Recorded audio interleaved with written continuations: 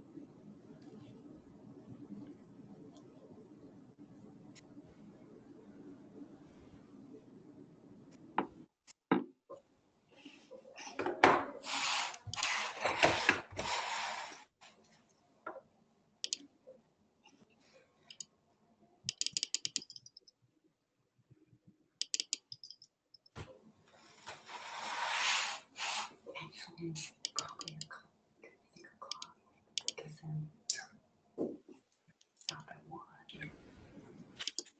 So make sure to wrap in one time period.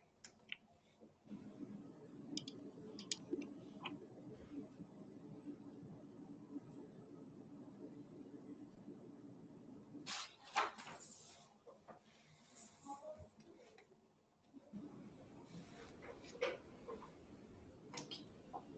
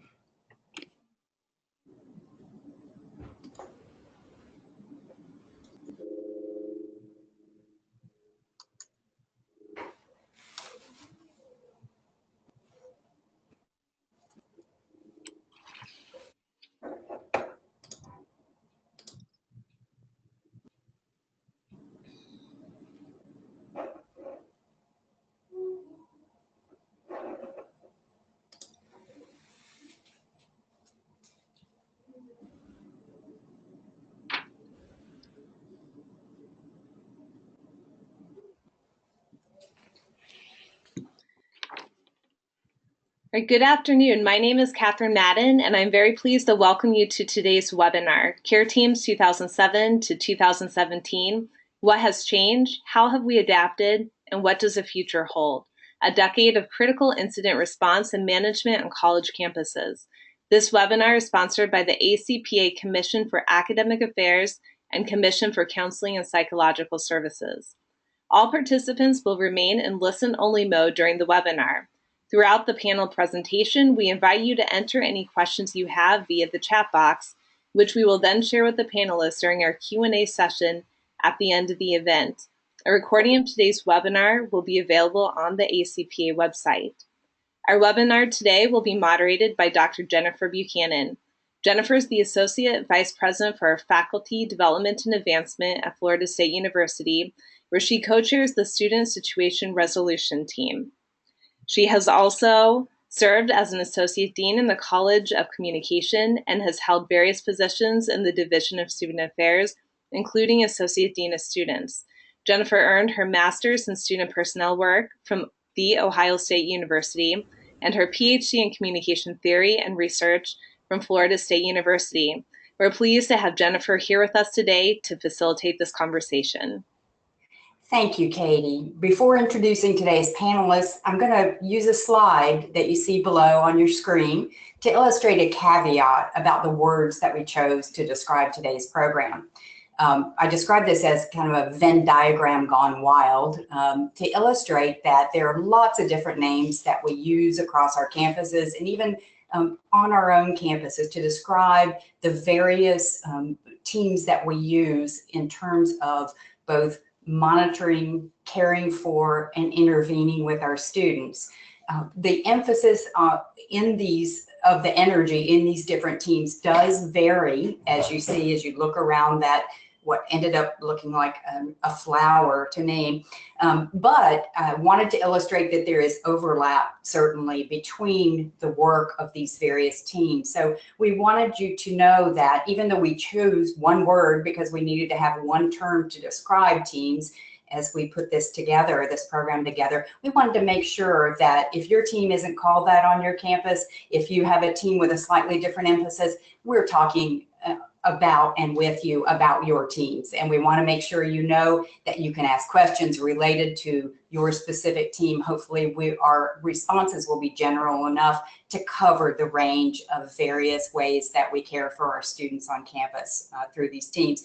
And you probably can't see the citation at the bottom of the slide, but I just want to thank Brett Sokolow and Scott Lewis for laying out and categorizing all these different types of teams for me so that I could have a great reference to share with you and create my little flower.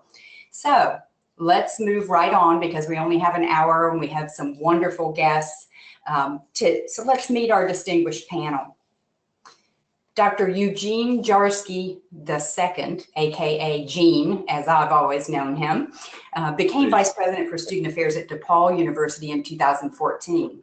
He also served as Vice President and Dean of Students at Roanoke College and in other administrative roles at the University of Florida, University of Tennessee, and Texas A&M University.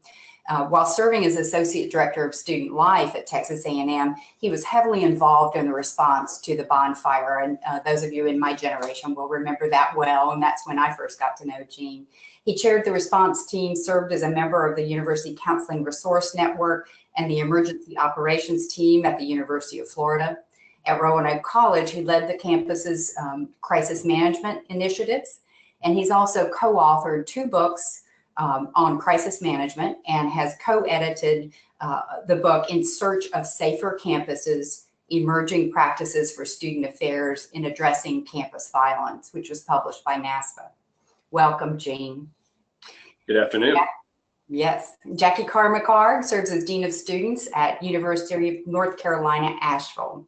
She has 20 years of experience in student affairs, student conduct, residence life, advising Greek life student organizations, and the first-year experience at UNC Asheville and other institutions such as Ohio University, Appalachian State University, and Western Carolina University. Have those mountains covered, right?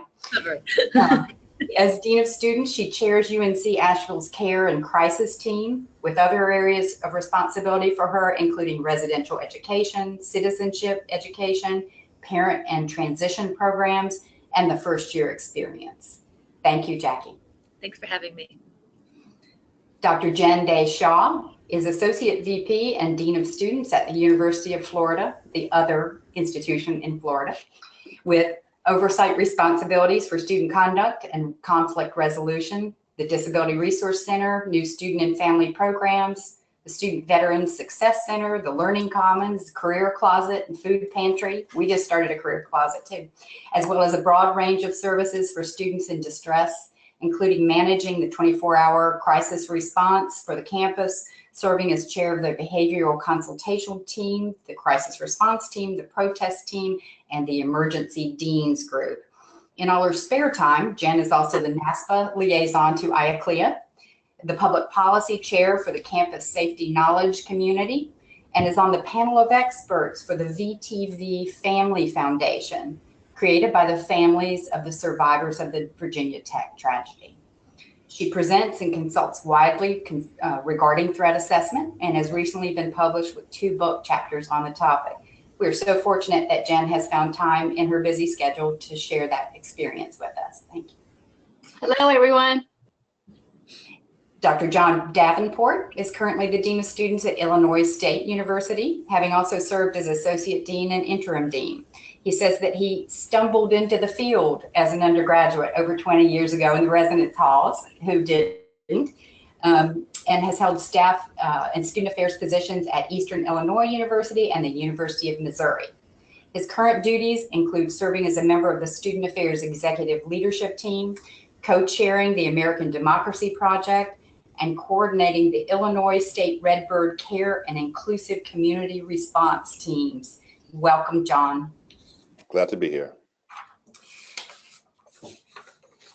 So during our pre-discussion, when we talked about the ideas for this panel discussion, Jackie, you mentioned a concept that I thought was very interesting, and I'd like to ask you to talk about that with us. It was when you were asked what has changed on college campuses since the days of Virginia Tech, you mentioned having to manage a culture of fear on campus. Could you talk with the group about that? Absolutely. At least in my experience, I feel post-Virginia Tech, there's, at least in my perception, a lot more media coverage of acts of mass violence, but that the acts of at least mass shootings really are real and increasing. With as recent, sadly, as yesterday, it's constantly in the news. Looking at some research that I fingered through, the rate of mass shootings has quadrupled since 2011. So this is our reality, but it's also our students' reality. And I find that with the increased coverage of these acts of violence and a lower threshold of what we look at as concerning behavior on a college campus, it leads to an increased level of fear amongst our students and our faculty and staff. So I think I'm finding faculty and staff are much more nervous working with students that present that they could be a concern, or if an argument gets really heated in class, folks are much more apprehensive in saying anything because I don't want to upset somebody. What if they come back? They'll bring a gun. I don't know what's going on in this student's life. But I also think even students telling somebody about a student they're concerned about, I think, at least for me, they're more open to do so because they're worried, but they're much less willing to want to be involved because of a fear that something will happen. The way I see this trickle into our care and crisis teams and the teams that we work with is I think sometimes we have to work extra hard in our leadership of these teams and our involvement to make sure we're making sound decisions on behavioral intervention and threat assessment based on the reality of what's going on with that student and what's real knowledge and not what we're afraid could happen. Maybe if, because this person kind of sort of reminds us of something that happened over here, but what if this happens? We have to really remind ourselves that we have to work with what we have at hand. And I find it's increasingly hard, even for myself. And I feel like I should have a good handle on that by now. Yeah, you've been exposed to enough that your threshold should be different. Yeah. Mm-hmm. So you have a hypersensitive climate out there on campus. And then do you ever find that it invades your actual team, the members of that team? Absolutely. I think there's a constant fear of making the wrong decision and something happening. And we have to acknowledge that we're in a very litigious age. And so that's often a fear that's underlining. We don't want a loss of life. We don't want damage to a student and what they're doing, but we don't want something to go wrong and we think we tried our best. And so I think that's hard for teams to balance. Yeah, absolutely. Absolutely. So, and all of this, of course, in the context, especially in some states, of loosening of gun control laws, right? And I'm in North Carolina, and we've got a couple of pieces of legislation floating around in Raleigh that are of concern, and I know that we're not alone. Yeah, absolutely. So that's an element of the climate and the society, really, that you think has changed and that has impacted teams. What else has changed about students, Jackie, that you think is worth commenting on? I think more students are coming to our campus with more complex mental health and life issues. I think we've seen an upward trend of everyone goes to college, and whether or not they're fully prepared with regards to the resources or their very own capability to be successful in what is a stressful environment when you're well becomes even more challenging if you're unwell, but also the need for college students to advocate on their own behalf. It can be very hard if that's not been something the framework has had them do in the past. We see that a lot when it comes to accommodations, that students don't seek that out once they're out of the K-12 system because it's self-initiated in higher ed. I think our students are more open to seeking help, at least in my experience on my campuses, and they're more open to talking about what's going on, but that very act of being very verbal about their dark thoughts, previous maybe harmful behavior can be very overwhelming for your campus community, your faculty, your staff, and fellow students. Yeah, it goes right back to what you first said, in that it triggers those sensitivities of everyone around them in the residence hall or classes or whatever the context. Very much so, very much so. I guess the good news is some of the stigma seems to be eroding about seeking help. And 10, especially 20 years ago, that was a big issue that student affairs practitioners needed to work with. Very much. Now we have almost the opposite. Yeah. And we'll get to that later. We'll talk much more about that and the structural stresses that are placed because of that. Yeah. So let's turn to something that people might have thought of automatically when they saw our topic, and that is technology. Jean, what are your thoughts about how technology has impacted care teams over the past 10 years? What's changed and how has it affected us?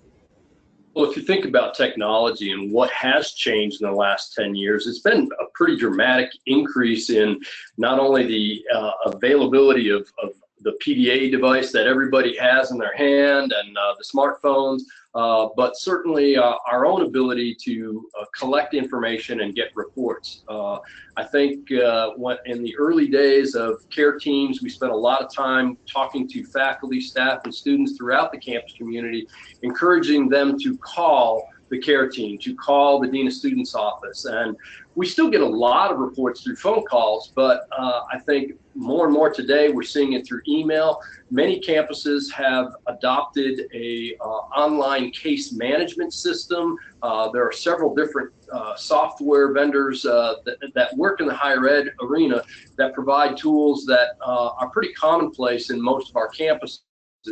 I won't go through the specific names of those, but I think most every campus has moved to developing a system to where people can report online through, and oftentimes in an anonymous way, to report information about behaviors or situations that they find concerning, alarming, or they feel threatened or fearful of. And those reports begin the process for many teams in beginning to dig into a situation and learn more about it. I think, you know, part of this has created that same idea of how we store this information and how we manage this information when it comes in. Again, just a few years ago, I think many people have tried a number of different tools, and from Word documents and spreadsheets to developing a wiki within your campus computer system to be able to track students and your follow-up with regards to that. But we also understand that those records that we maintain are educational records. And so what we include in them needs to be an appropriate kind of information and factual information, because at some point a student could request to see that information, and we've got to be sure that what we're putting in there is relevant to the situation, but also talks about the strategies that we're taking. So often it's been a case of taking a report and logging the incident itself, but it's also important for you to note what specific steps and actions your team took to respond, intervene, and try to address that situation. Email again becomes one of those things that so many people utilize to communicate situations to a care team, and how you manage that email system, what kinds of responses you provide to people are pretty important. I think for most of us, trying to get that personal contact with people is still something that we want to do, and it may be a great first step to get the report, but that follow-up via phone and personal meeting is going to be really important to understand the true intensity of the situation and really engage in a deeper dialogue so that you understand what it is that they're concerned about and what types of behaviors you're trying to follow up on. Especially in light of what Jackie talked about the sensitivities that are out there, to reassure the person who's reporting to you, to help them feel safe, to bring the emotional content level down so that you can get at the facts and figure out what kind of situation you're dealing with. Exactly, and certainly these systems are wonderful tools for us, but we know that through these virtual communications, it's difficult to convey a tone, express any kind of real emotion. And when you're dealing with somebody who's upset, scared, worried, that ability to have some personal interaction with them and acknowledge those feelings and emotions, but at the same time, get the facts that you need to be able to follow up on a situation is really important. Yeah. What about how students are interacting these days, Jean, or anybody else who wants to comment on it? What has changed about that, aside from everything in 10 years? I think social media has really exploded. It's, I'll hear from students, emails for old people, and texting is a tool that they use quite a bit, but again, that's a very personal kind of space that students, some are willing to let the institution engage in, but that needs to be more, for most of them, they want it to be more of an opt-in kind of situation. I want to communicate with you via email about the things that are important to me. As it relates to, and I apologize. We're all trying to figure out if it's ours. Thank you. But social media, the Facebook, Twitter world is one where our students live in a very real way.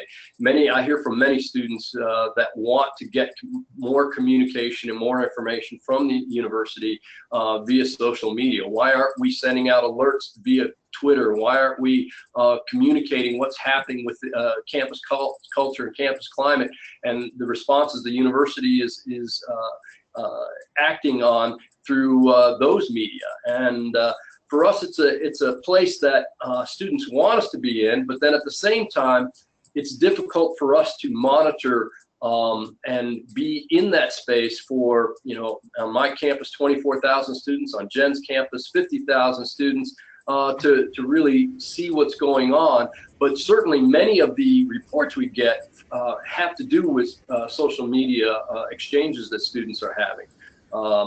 For many campuses, and I know my own included, when we deal with some of the issues about bias and racial harassment, we see a lot of that coming up in the social media world and being able to try to respond and address those things when in reality the university has little to no control over those particular environments. Makes it especially difficult. Lots of access to, so about all those liability concerns, but very little control, right? Does anyone else on the panel want to comment on social media and what it means for teams?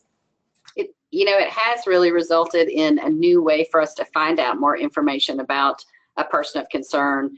I think all of us would agree one of the first things that we do when we get information about someone is do a social media search to see, how is that person presenting themselves? What kinds of groups are they affiliated with? So it's a helpful tool from especially a threat assessment perspective. Absolutely. That's the point I was hoping would come out, and it really sort of turns the tables, doesn't it? 10 years ago, you're trying to find information. You had a dearth of information. Now you have such a wealth of information through those outlets and others that it's kind of hard. The challenge becomes sorting through and figuring out what's going to be helpful to you in that sea. And that was the part I was going to make, is there is such a wealth of information, but even with those social media posts, you have to really analyze and review is, what's the context and the nature of that? Is that something that is truly a threatening kind of situation? Again, it can be easily misinterpreted, but it's something that you can't necessarily ignore either. Absolutely. And that's where experience comes in too, and some knowledge of the context. So Jen, let's talk about what's changed in terms of how students are being helped. Where does the help come from in the structure in the past 10 years? So I know most of you that are watching our webinar are probably familiar with the reports that came out after the Virginia Tech tragedy.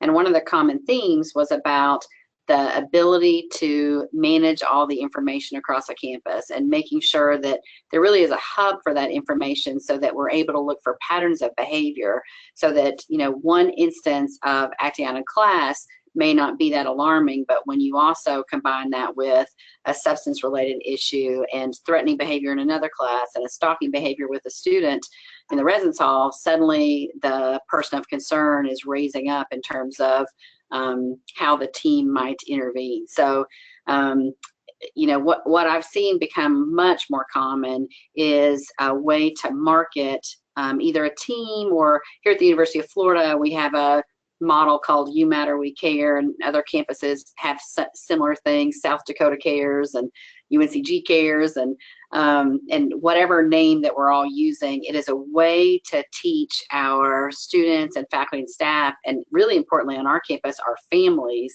to notice students in distress and get that information to one place. And usually that place serves on the team, and so they're responsible for bringing that information that comes in that direction. And you combine that with the police reports and the residence hall reports and faculty calling and the different ways that you might be getting information from your campus. And then suddenly you've got a really good picture of a student for our team, student, faculty, staff, or visitor of concern, and how those patterns of behavior are playing out on your campus. So here at the University of Florida, we're lucky enough to have what we call the care team, predominantly social workers. They're here in the Dean of Students office, and their first and most important responsibility is all the follow-up with our students of concern that come through our behavioral consultation team, which is our combined care threat assessment team. Other campuses, I know FSU does this, and others, it might be student affairs professionals, it might be social workers, but that team is responsible for taking in information, also doing some programming out on campus about recognizing signs of distress and how to respond to that, but also feeding information to the team and then taking information back from the team and serving as that follow-up.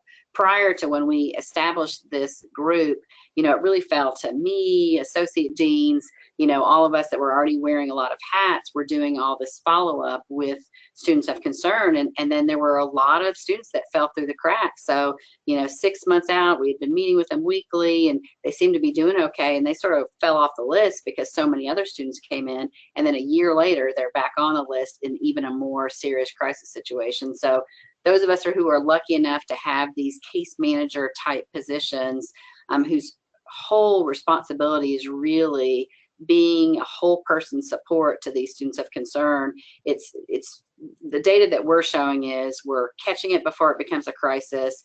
They're able to work with a wide variety of campus and community resources to help this student, and then we keep it from, we believe, getting to that crisis situation that is so scary for all of us.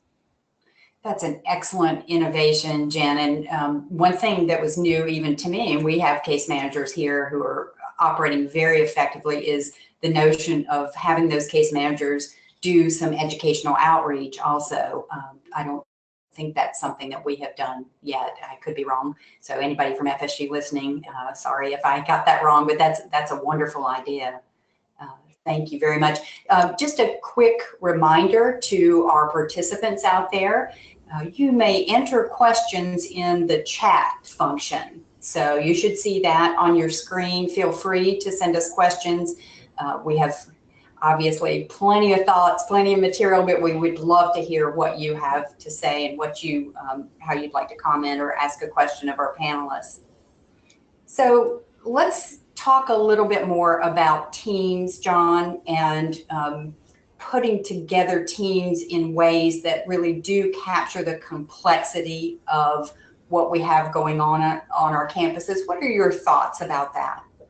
And I think where I'd like to start off is a point that Jackie alluded to from the very beginning, in that we need to have as complete a picture as possible of behaviors and things like that. And so what we found when we did a lot of benchmarking and determining the composition of our team is we sat down and had the conversation, what allows us in one given room to combine most student factors or vectors that we can. And so for us, and we modeled this off of a lot of different places. For us, it's someone from the counseling center, someone from our student health, and we're at a place where those are two separate departments.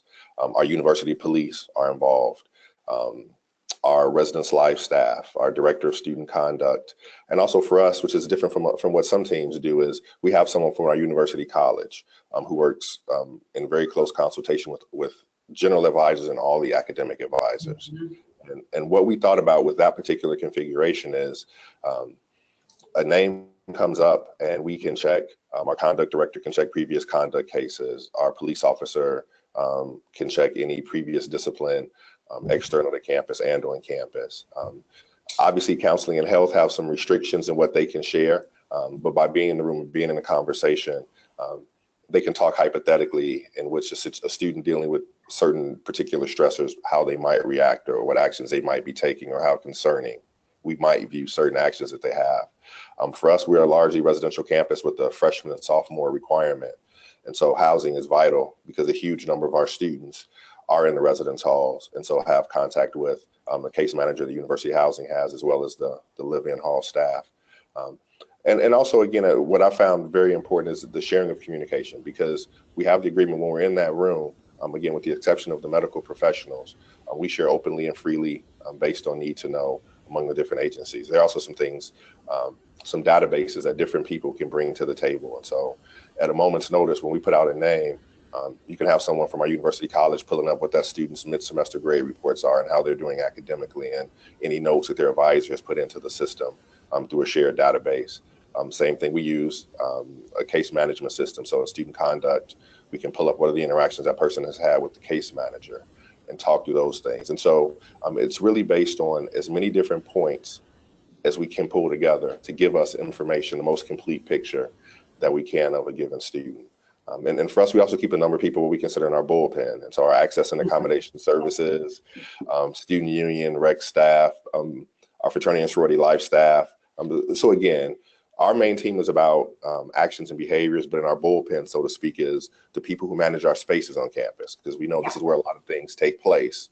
Again, on the campus, we're relatively dense and everything's pretty closely connected. So for us, that diversity of forming a team was all about creating the most complete picture possible at the quickest time possible, because we don't want to have to pick up the phone and call and ask, well, what do you know about this particular person? And so what we believe, and there may be one or two, but pretty much every student access database on campus is represented in our room.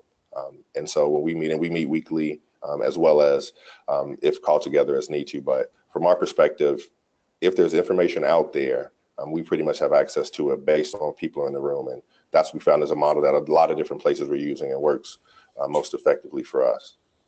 Great. Couple of follow-ups on that, John. When you said university college, is that what I would understand as undergraduate studies, somebody from the dean's office there? Well, actually, for us, university colleges is under academic affairs, and they provide incoming students academic advisement and course management and assistance as they move forward. Once they get to a specific major, they're into a different college, but university college still maintains those advising ties. I mean, they're like our utility infielders on the academic side. They know a bit about everything, every major, every department, things like that. So that's how we would call it undergraduate studies here, basic division. So I just wanted to clarify that.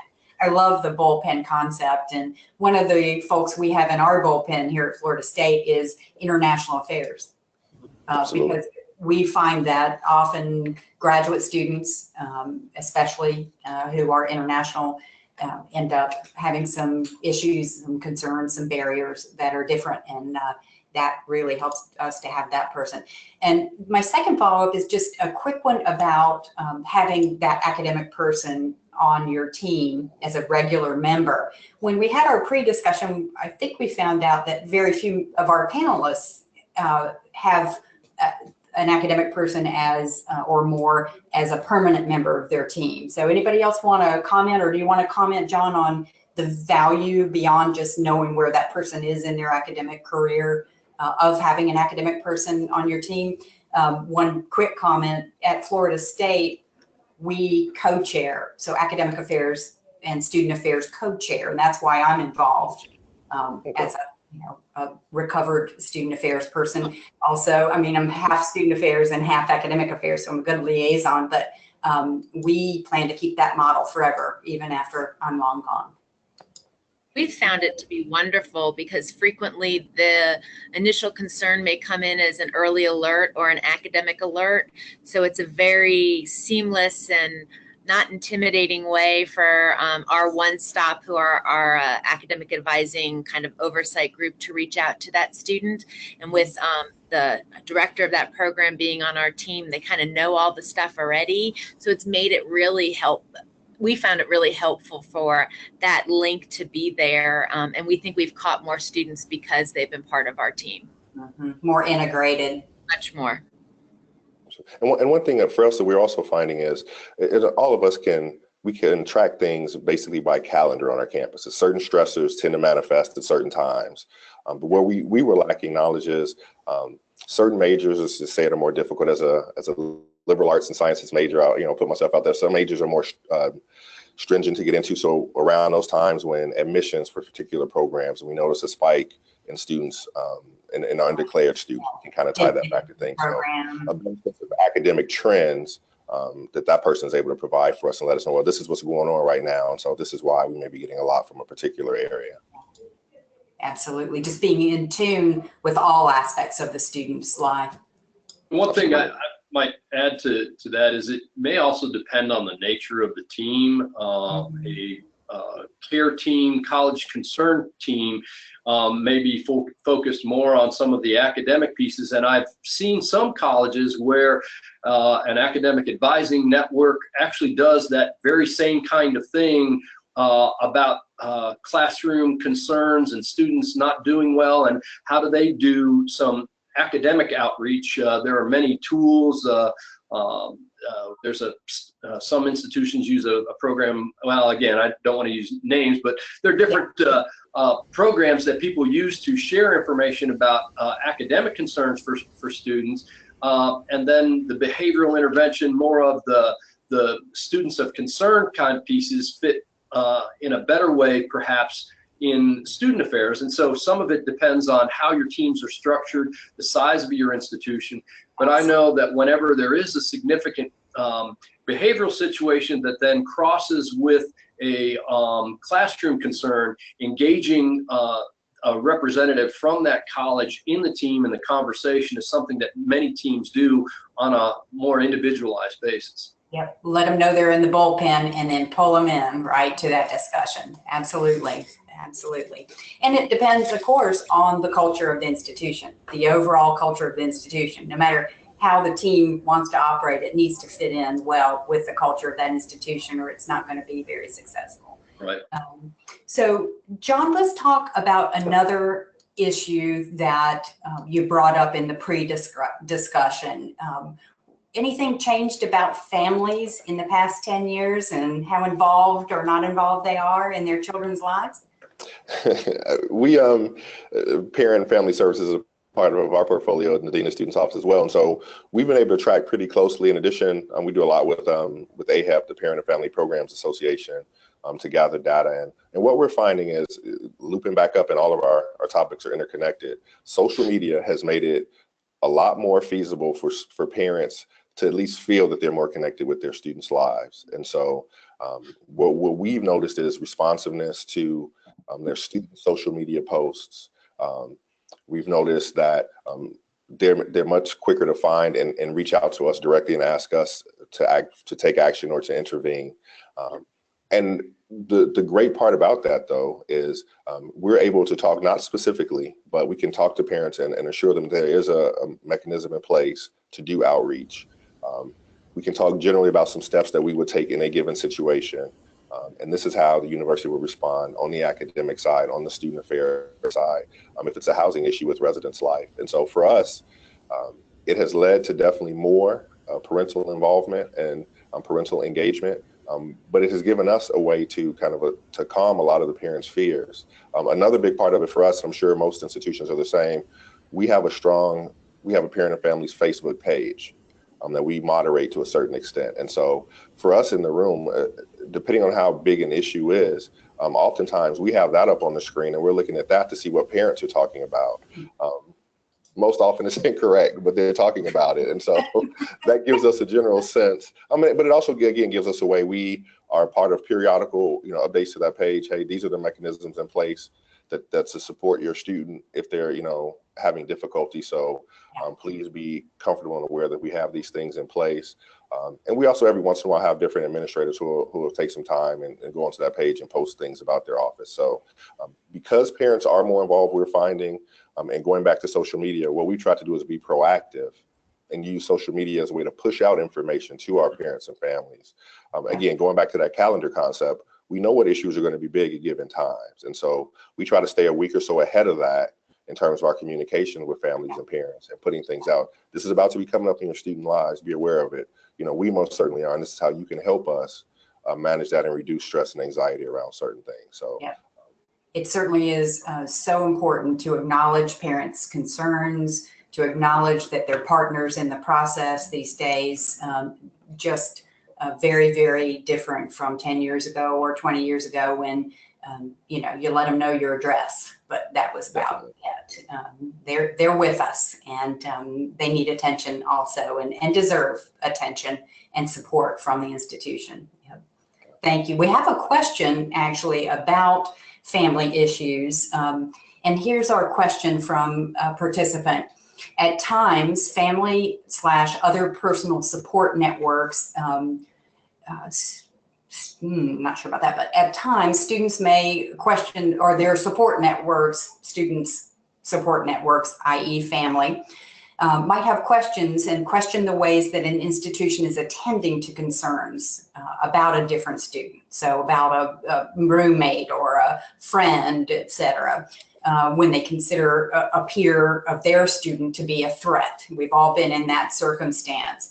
How do you believe that care teams can educate those in students' lives about what they do, even when they can't go into the details about to the extent that that parent might be satisfied with? So we can't share everything, of course, with those students, but how do we balance that out, trying to reassure those parents or other family members without giving too much information? Anybody want to respond to that?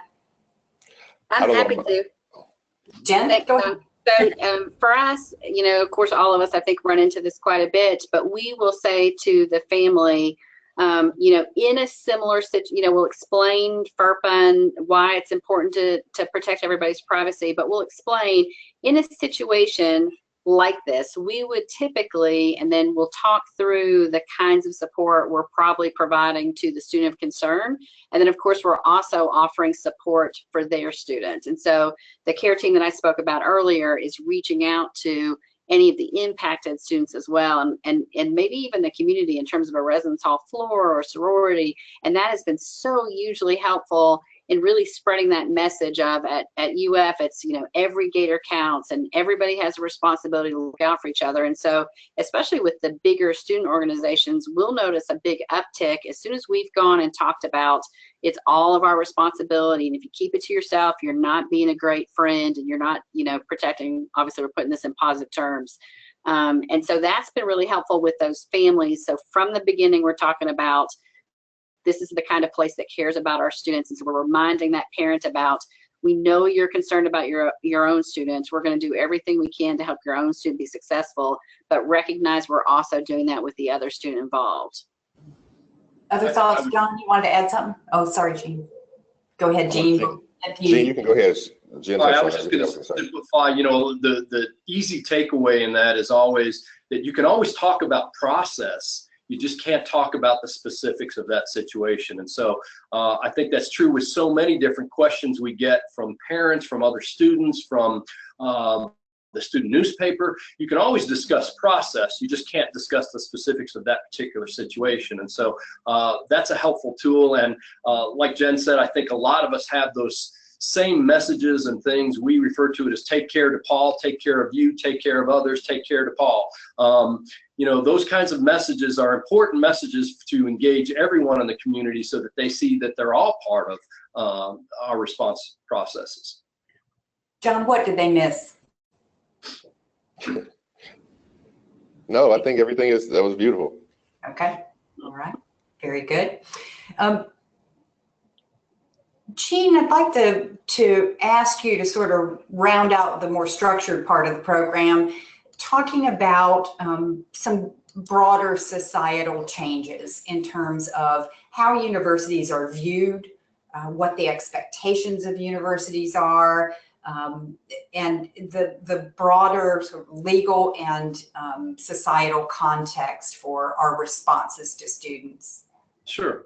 Well, as it relates to care teams, I think before Virginia Tech, there were a number of campuses that perhaps had some type of system like a care team in place. It wasn't new coming with Virginia Tech. One institution I was at, they used to refer to it as the Monday morning meeting. And it was really a part of the institution's student success and retention efforts to be there for students and address needs and try to intervene when students were struggling. But clearly, after Virginia Tech, it has definitely become the norm, and it's almost a situation of I won't say liable, but you know, it's unthinkable to not have some type of system in place in today's world to try to intervene. What we heard from the Virginia Tech situation was campuses needed systems and structures in place to begin to connect the dots, because oftentimes there are these isolated situations throughout the campus community that occur, and we need to develop a system where we can collect these reports, use the hub as Jen has referred to it, and connect the dots. Without those, it's one of those situations, whenever a crisis or an incident happens on a campus, you've always got the armchair quarterbacks that are sitting there saying, well, could they have seen this? How did they not recognize the signs? Why didn't the institution take some steps? And so it's easy to do that. You know, hindsight is always 20/20, but what can we do to make sure we're operating in the prevention efforts here, being on the forefront of the crisis management process to really try to intervene and address situations before they occur. I think one of the other pieces, I think for a while, FERPA became this piece that really limited us in being able to communicate and share information. I think since Virginia Tech, there's been kind of a loosening of understanding, not in the sense that it's not important, but when you have a true safety and security situation, that sharing with others within the campus community in particular, and also as we talked about family, engaging family in the process. While yes, there are those situations where engaging family can complicate the matter, in my experience, in most situations, we find that the family can be a very helpful resource in trying to address a situation and provide support and assistance to a student in many situations. I think on this, we've also come a long way in educating the campus community about these resources and about the existence of these teams.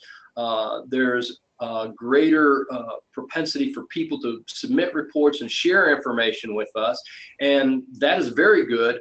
At the same time, it can be a complicating factor because oftentimes it can be a slight situation in a classroom or in some environment that gets reported to the team, and there's this almost abdication of any kind of responsibility for dealing with it or addressing with it in that particular situation, and an expectation that this team is going to step in and resolve all the different problems. Mm-hmm. You know, anybody that's worked with students, you know that if a student gets a call out of the blue from the Dean of Students office or from some other office, it can actually exacerbate the situation and really inflame it. And oftentimes, the best first intervention winds up being that faculty, staff, or student that is in that situation who can help connect them with resources. And so many initial first steps is about working with the reporter to help provide them with information about how to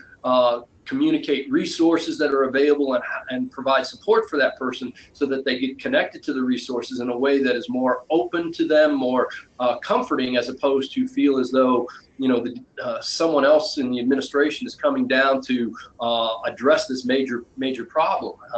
Oftentimes it needs that friendly, encouraging push to get people to go get the support and assistance that they need to address the situation. Those are a couple of my initial thoughts. Okay, great. All the while balancing very delicately somebody's control over their own situation. For example, a faculty member who needs some intervention with a student. You know, that is a delicate balance to strike, because you don't want it to take over that faculty member's classroom. The faculty member needs to feel supported but not directed per se. Very, very difficult. And it strikes me that it's hidden work of the university in many respects. It's not really something that you put on your resume. Yeah, maybe you have that you head up this team, but it doesn't at all reflect the complexity of the work that you're all doing and that we're all doing at our own institutions. We have a question from the group, and maybe I'll pose this and ask you guys to go very quickly and just let us know. We'll start with you, Jackie. I don't know what order you're in on your screen, but I've got Jackie, Jen, Jean, skip me, and John. I would like to, or this person would like to know, if you could put your finger on the main thing that's changed in your teams in the past 10 years, what would you say? Complexity of mental health issues. Jen? I just think because we've had so much experience, I just have seen teams across the country become so good at this. I'm so impressed with the work that all of our colleagues are doing. Dean? I would have to agree with the mental health issues that have come up and the challenges that we face in trying to provide the resources, but also work with students and families and find it in navigating what's best for that student at that time. Certainly, you know, people talk about the you know, withdrawal process being one where, you know, there's some kind of mandatory withdrawal process, but oftentimes, you know, the university can provide so much support, but where is that threshold where this is a time where it may be best for the student to sit out for a little while, get the support and assistance that they need, and then re-enter the academic environment. That continues to be a challenging piece for yeah, absolutely. What about you, John? I would say frequency. There was a time, I can think just 5 years ago, that, you know, our group, we'd get together, a couple of things to discuss. But now, you know, we're considering for next year expanding the time of our meeting because we have more and more cases that are actually rising to the level that are appropriate. And so I think just the frequency of the cases, the way that people are utilizing and outreaching to us is on the rise. And I think in some ways that taxes some teams a little bit. I'm glad you mentioned that. We haven't talked much or at all about resources. My guess is that none of your budgets have doubled in the past 10 years, have they? Not. Resources haven't kept up, have they? And not only in Dean of Students departments, vice presidents for student affairs offices, but in counseling centers, right? So that's a reality. I think there has been some catching up with that going on in the state of Florida, but not enough. And we were way below where we needed to be anyway. So that is a reality, of course. What else? We have jealous of the system that Jen has with the ability to have case managers in the form of social workers working with that. Again, for smaller institutions, that may not be a reality within the budget and the confines of their staffing. I know for our own institution, as we see the cost of higher education increase, private institutions in particular, but all institutions are facing shifts in enrollment and budgets that are tightening as we try to be more efficient. And we're beginning to see this return to the generalist kind of position within student affairs, and the ability to sustain very specialized roles, particularly at some of our smaller institutions, is just not a reality. And so trying to find the right mix and the right fit for your institution is really important. Yeah, absolutely. And it's a wonderful model, but let me go ahead and pose a challenge to that model that comes from one of our participants out there. Are we unintentionally placing those case managers in mental health roles, making decisions about students' mental health functioning? And I would follow up with that with one of my catchphrases, which is, are we becoming day treatment? So, I can speak from our experience here in past institutions I've worked. Just like for any of us, you have to be clear about what your role is and what the boundaries are.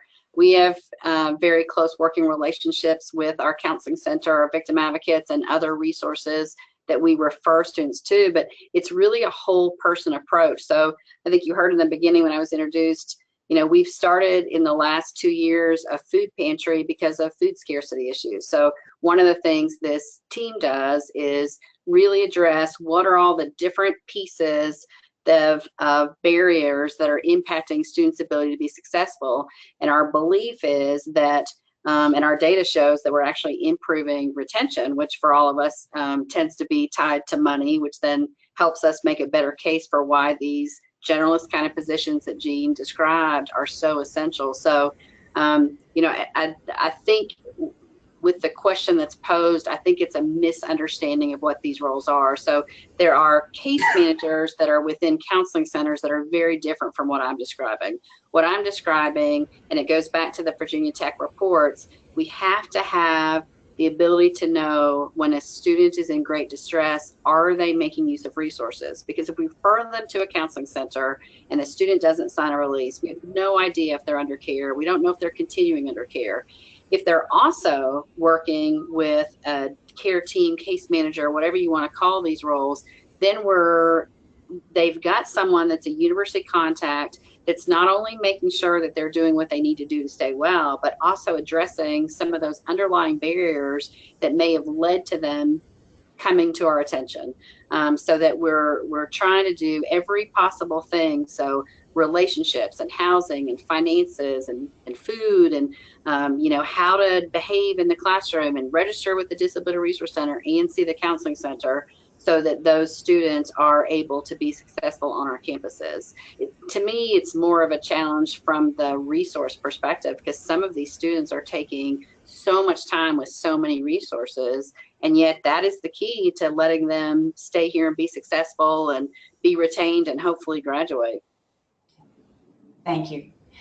We have about 4 minutes left, and I need one of those minutes to completely wrap us up. What thoughts has this discussion triggered in panelists that you want to share at this point? I think I'd like to say, in tying together some of the last points made, it's important that the approach to care be holistic within the university.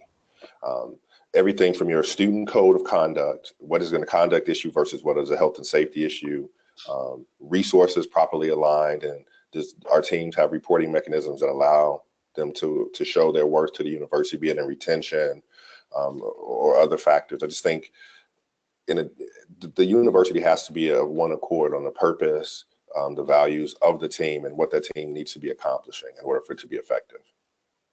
Absolutely. I would add to that the aspect of teams really being interconnected with other units within the institution. Again, as John has talked about, the care team is connected and coordinates with your student conduct process. Jen referred to her social workers, and they're an integral part of the team. Here for us, we have a student welfare task force that things get handed off from the care team to the student welfare task force to address the food insecurities, the housing insecurities, some of the financial needs, and begin to bring resources into that. The connections with the college is about the classroom behavior. So teams are not islands unto themselves, but need to be really connected into the campus community. And I like Jen's word of hub, because I think you look at it as the hub of a wheel that has many spokes connecting to different parts of the institution to really best serve the whole needs of the student. Yeah. How about you, Jackie? Anything? I think for me, it's a reminder that this is really hard work and really important work, and that compassion fatigue is real. And so I think taking care of that centerpiece of the hub is really important as well. And I think that sometimes we forget that in the larger process. Absolutely. We on our team, who's a good example of doing that, include someone from our employee assistance program, a counselor who's at the table for the team members. And is helpful in a lot of ways, but it's a good addition. So I'm sorry that we didn't get to, and Jen, did you have anything else to add? I agree with everything everyone else said. Everything's good? Okay, all right. I'm sorry that we didn't get to all our questions. We had some fantastic questions from the audience, and we sure appreciate your participation. On behalf of ACPA, we would like to thank our incredible panelists. I think you'll agree with me that we ended up with a phenomenal panel for joining us today. And thanks to all of the however many, maybe 100 or so participants that we had out there across the country. I've certainly learned something, and I hope that you're taking away some important thoughts from this panel. Please look for future webinars on the ACPA website, and you can visit the websites for Commission for Academic Affairs and Commission for Counseling and Psychological Services at ACPA. So thank you again.